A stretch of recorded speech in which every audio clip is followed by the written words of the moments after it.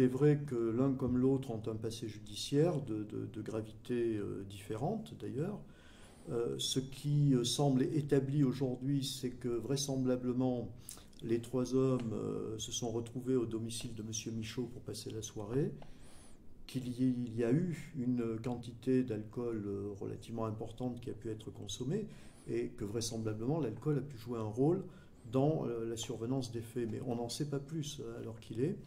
Et il appartiendra donc à l'instruction, à l'information qui est ouverte aujourd'hui, de déterminer exactement ce qui s'est passé. Ce qui suppose peut-être aussi que les deux personnes mises en cause fassent un travail, je dirais, d'appropriation de ce qui leur est reproché et conviennent peut-être de donner des explications plus convaincantes que celles qu'ils ont fournies jusqu'à présent aux enquêteurs.